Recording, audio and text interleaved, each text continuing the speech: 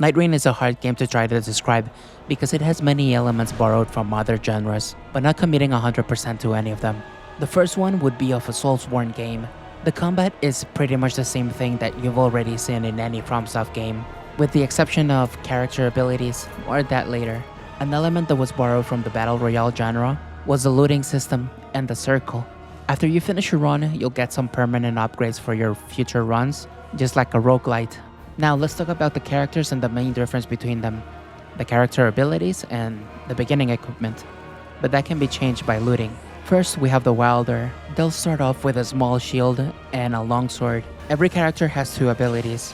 One on a fast cooldown that you'll be able to use pretty much in every fight, and an ultimate ability that has a longer cooldown, usually being an attack with massive damage. The Wilder's primary ability is a grappling hook that can be used to either pull enemies towards you or for charging against an enemy, depending on their size. Because you need the power of 1,000 Erdtrees to pull a Godskin Noble.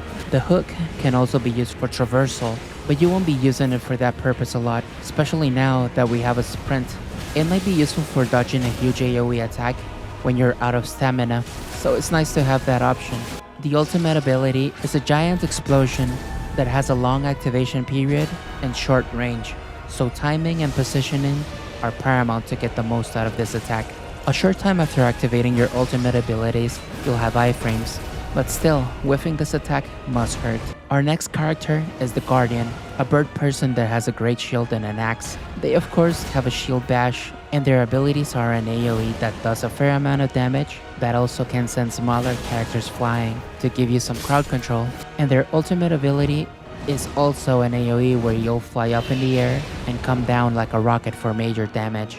Next in line is the Duchess, the most stylish of our heroes. Their kit is very interesting since her abilities on their own do no damage. Her primary ability echoes the damage that has been dealt to your enemy, basically allowing you to double the damage to an enemy, taking huge chunks of a health bar if you time it correctly.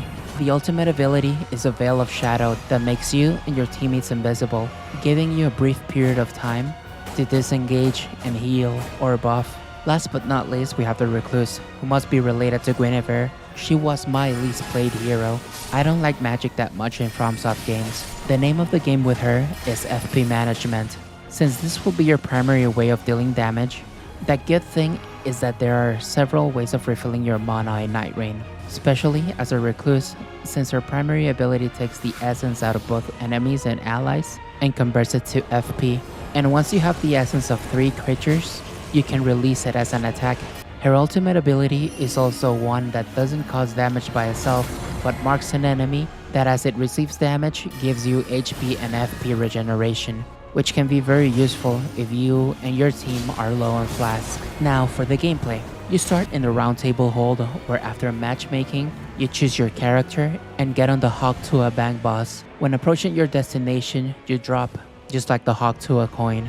You can access the map to see several points of interest, so you approach the one that's the closest to you. This is where the gameplay is pretty much Elden Ring, with the exception being that you have a circle closing in on the map. This is not a battle royale, but if you step outside of the circle, you'll start receiving a small but consistent amount of damage. So just like in a battle royale, the circle is there in order to push you towards a specific part of the map. Well, you'll encounter that zone's boss fight, but before that, you'll need the right equipment. When first entering the map, you're level 1 with a minuscule amount of health. Any enemy would be able to down you in 1 or 2 hits. If you're down, you either get hit by your teammates and revived, or the time frame where you can be revived expires. If not, you'll respawn as usual at a nearby spot where you can try to go and get your runes back. That is, if the area is still accessible and not outside the circle. And to add insult to injury, you also lose a level. As far as I know, max level is 15, so this is a huge loss. Let's say you didn't lose that battle, you would have been able to loot those enemies, for their runes and chests are plentiful in the areas marked on the map, where you can find items for various boosts or health and FP restoration. You can also find weapons with no requirements, so you can wield anything that you find, with the only restriction being a level restriction in some weapons. Since there is no armor, there is no equipment load, you won't be fat rolling in this game. You continue on your way to the middle of the circle, spreading chaos in as many camps as you can manage on your way there. You find more loots and weapons, you equip the weapon that best suits your playstyle, and at the same time, the ones that you have in your inventory, even if they're not equipped, they give you their special abilities, so you can run around with a Godskin Greatsword, with carry and swords spawning around you every now and then. In some points of interest, you'll find mini-bosses that after being defeated, give a choice where you can choose one of 3 things that it might offer, being an HP or FP buff, weapons, or even a special ability. My favorite being leaving a circle of frost spawning every time that you start to sprint. When the circle is on its final stage, enemies will spawn at the center of it, and after you dispose of them, you'll get to the Night 1 boss fight. You might have a really hard time defeating it, or it can be a breeze. How you fare will give you a good idea of how you'll do in the next 2 boss fights, or this could be the end of your journey. Well, in the boss fight, there are no respawns, so if you're down, the only option to get back up will be being revived by your teammates, and if you're all down, it will be the end of that run. Let's say you do beat the boss, you'll get your choice of loot, which is also divided by rarity, white being common, after that blue and purple. That's the most that I got. In the main game we might get up to orange, or maybe there was already a legendary rarity in the network test and I was just unlucky. Day 2 is pretty much the same thing as day 1. Run to the middle of the circle and kill everything that moves on your way to it. When you find yourself at the center, kill the boss. After the day 2 boss, you'll be transported to the final boss of the run. I won't be talking about that here, but FromSoft has been cooking. Not only the boss, but the arena are peak design. And that's it. After your run, you go back to the roundtable hold and get some random permanent upgrades that are color-coded to be character-specific, which can alter your gameplay style in interesting ways. Now for the bad. This is a multiplayer game, so there will be multiple players with you. The advantage of having more people is that you can strategize and cover for your partner weaknesses as they do the same to you. But in order for you to be able to do this, you need to communicate. I don't know if the final release will have any form of voice chat or message system, but the only way that you can interact with your teammates is by placing a marker on the map. Communication is non-existent. Let me solo her name his character that way because that was the only way of letting the other player know that this was his intention. In Night Rain, you can't even tell your teammates they're beautiful. You're beautiful.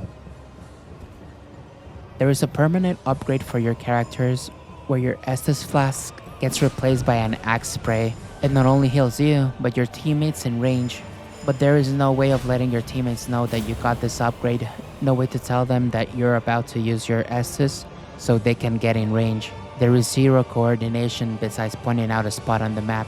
Another criticism that I have is the one that most likely will be changed for release, is that there is close to zero variation in between runs. Every location is the same with the same enemies. After your first run, you'll have a pretty good idea of where you can go to maximize the time that you have, making replayability less fun. The only thing that is random are the first 2 night boss fights, and that was extremely limited too. There are only 2 options, so it's either one or the other. Even changing the spawn location would be a great way of adding a little bit of variation to the game. But at the moment, I feel like the game is only a boss rush with extra steps. Thanks for watching.